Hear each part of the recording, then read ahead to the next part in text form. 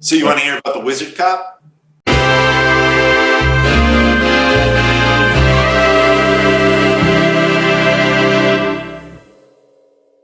So I went down to the Theosophical Society, to this open house that they had, and there was just two people there. And one of them was their librarian, which was this kind of hip hop guy. He was wearing a hip hop outfit, but the hat, instead of having like a sports team logo on it, had the Eye of Horus on it. And then the other guy was this policeman. He has this burning desire to use the occult to solve crimes, do his police work. And he can't talk to the other cops about it because they're all pretty Christian, you know? So like he can't talk about like, no, we gotta use more Aleister Crowley on the force. That's what he wants. And so he wanted to talk about that, and we did. And his whole thing was like, I want to get power. I want to gain power so that I can fight crime. I want to be a superhero. And my problem with it is that there seems to be such a stigma within the Theosophical Society, at least, against acquiring power. And acquiring power is what I want to do. And me and the hip hop guy were like, well, you see, the whole thing is, it falls apart if the point is acquiring power, and you won't be able to acquire power because it falls apart. What you're trying to do is gain awareness. You know, you're opening yourself up, being receptive to the larger picture of what's happening. As a byproduct of that, you receive what would be called powers. But it's because there's more of you, and the part where you don't have powers is still a part of that. That's part of the powers. And he was like, no, there's got to be a way that I can just get some power. And it was a very odd, interesting round and round conversation of three real weird looking characters. Even as a non-standard police figure, that's such a cop stance to have. Exactly. This idea that like all you need to fix a problem is more power. That's so wild to me. I feel like most of the problems that I have, like psychologically or whatever, come from not being aware enough of the power I already have, or of consistently giving that power away to other people or other institutions or whatever, just like giving that power away and not maintaining it for my own benefit. There's a positive aspect to giving away some of your power, but it can also be very draining. It's so strange to me to hear someone who's like, oh, I just need more power, when I'm thinking like, man, I just need to understand my own capacities in a deeper way in order to be a more powerful person. There's no acquisition process there. It's just about being more in tune with myself. I also think that it wouldn't work in a like traditional policing context. Like John Constantine, not a cop. Right. And I think that's like an essential part of those characters, is that they have this power of understanding themselves and understanding the world that they live in. And that's what gives them their power. That would just never work if they were just some guy on the force who's like using a Ouija board to solve murders or something. Well, I mean, there are places that we can look to find exactly that. I've just been dipping back into the Illuminatus trilogy, and there is and I mean, it even happens in the real world. The cops go and consult psychics. Right. You know, but I read a scene of a cop consulting a psychic. And then again, we can look at the recent HBO show Watchmen, is kind of about cop wizards and what happens with that and how it's a huge problem and doesn't work, you know? I mean, this is basically what superheroes are, right? It's cop wizards. And when you put superheroes in the real world, you get Cliven Bundy, you get Donald Trump. You know, these are people who are like, damn the law, I have to take things into my own hands. This is entirely what this season of The Boys is about. It's talking about wizard cops that become wizard cops because they are celebrities. Another weird poisonous thing. So for people who kind of ascend in power because of celebrity or financial success or whatever, that is a real power that they have, but it's, I think, largely material in a sense. So, maybe they're not contacting any spirits in a way that they're aware of. Sometimes they are. Pat Robertson is. True. Yeah. I feel like those people they've acquired power by kind of allying themselves with an entity that is not themselves. There's an invocation of a corporate structure or of whatever. And so that's where their power comes from. It's not an inner power. It comes from their association with a thing that is much bigger than them. And I guess they ultimately become consumed by it.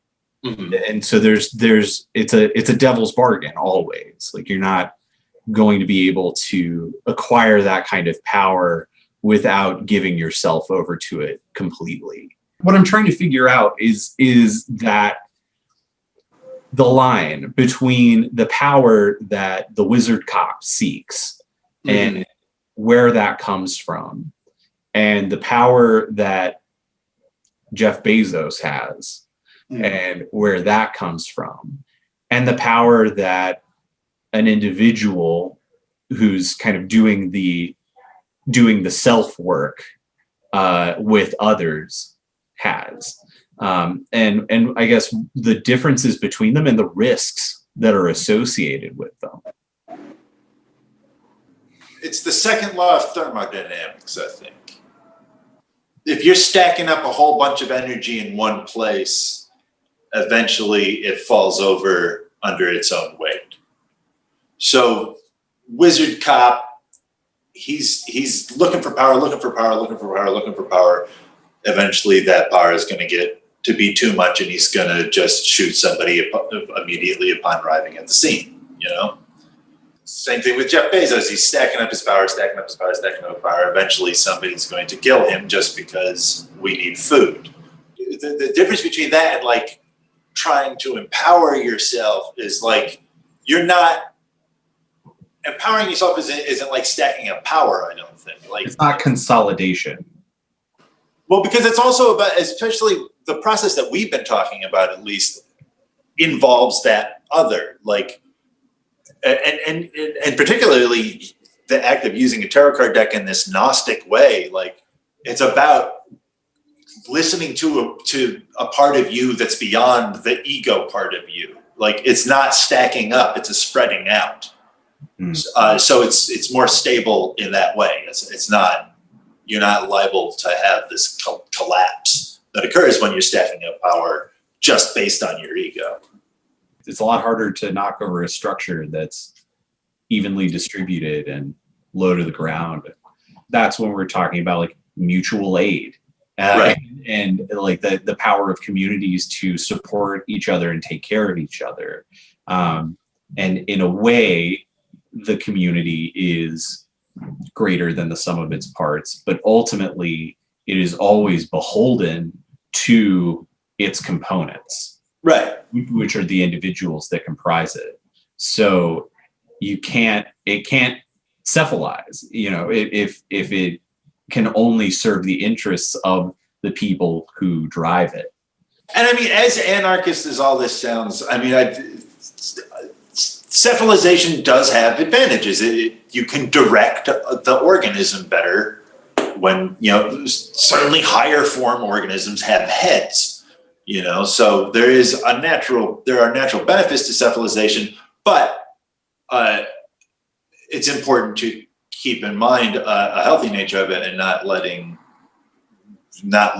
the individual to being the head of a large organization. And I mean, this all makes sense when you think about good management techniques. A good manager listens and delegates, and in this way is although they are a concentration of power, they're also spreading that power back out, which in turn gets the other components to give the power back to them. And then you have a circulation of power. And that's the other thing. Cephalization becomes a problem when it's a stagnation of power.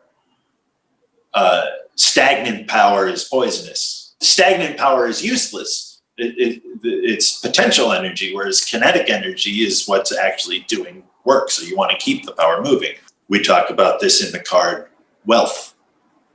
That's what this card is all. That card is all about is burying money, but now the money's just all collected in this buried place. It's not being used. It's the whole concept of secret. Like secret is the worth of a secret is a careful balance between who doesn't know and who does know. If nobody knows, then the secret isn't secret, it's forgotten. But the more people that know, it's less secret and more just a known thing. So it's that this weird balance. But yeah, so there are ways to cephalize that are good, I think. That makes sense. I think it's the going with this metaphor, like usually when you get a head, you get eyes, which can like consolidate that sort of ego, but you also get a mouth. And the mouth consumes. So if a group encephalizes, but they're not able to control the mouth, then they run the risk of that mouth, gorging itself. And then that cephalic entity grows and grows and grows. Maybe eventually it'll start eating the people that are holding it up. Exactly. It'll eat itself. Yeah, or it'll eat its own tail eventually. Ouroboros style. But then again, it could become a butterfly. Then that's maybe a whole other discussion then. An idea of the chrysalis as an alternative to unfettered growth. This is kind of the story of Dune to a degree, I think. Yeah. Thinking about the deck as a tool for both greater knowledge of the self and a greater understanding of the self as an aspect of the universal. This is maybe a technology that helps avoid some of the pitfalls of cephalization, of like making this move towards a corporate entity that we trust to speak for us, but that we should know does not have our interests at heart. As opposed to the universal, which can only have the interests of everything at heart. The corporate entity or the eidolon or the leviathan or whatever is something that is greater than ourselves, but it is also a point of division from the universal. Yaldabaoth. Right. So when so when you yoke your horse to the demiurge's wagon, you're also selling that part of yourself that can partake in something that is much bigger than even that. Right. And actually, this kind of goes back to when we were talking about dogma and gnosis, where like there is a degree to which yoking yourself to that demiurge wagon is, i.e. engaging in a dogmatic pursuit is good if that dogma is something that's designed to get you to a point of gnosis, which is a totally valid way of getting to gnosis. When it's the right God and that God gets you there, great. And that is kind of a thing that we're doing here. This is this is a dogma whose aim is gnosis, I would say. I think it even avoids being, by its nature of being this very nebulous, fully interpretive medium, it avoids truly becoming a dogmatic experience. There's a loose structure to it but it's hard to codify that enough for it to really be dogmatic. Okay. But also, I mean, who knows? If this thing catches on, then maybe in 20 years, we can be the high priests of a new shitty religion. Well, I mean, not if we're doing our job right here, Mark. I have a lot of interest, and I mean, that's what part of this show is part of, I think.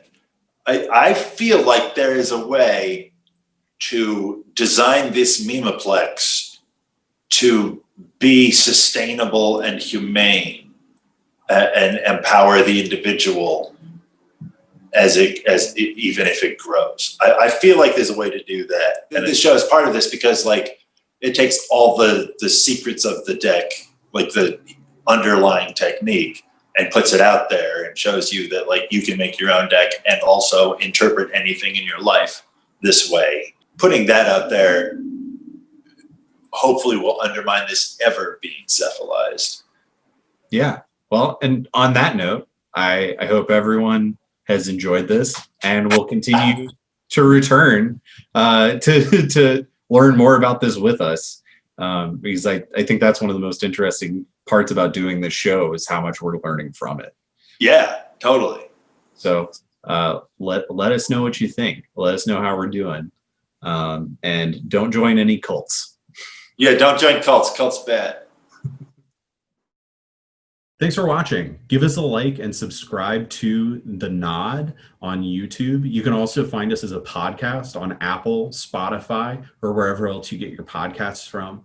And if you want to stay up to date with the Noetic Oracular deck and be notified when it's available for pre-order, be sure to sign up for our mailing list. The link is in the description. Thanks.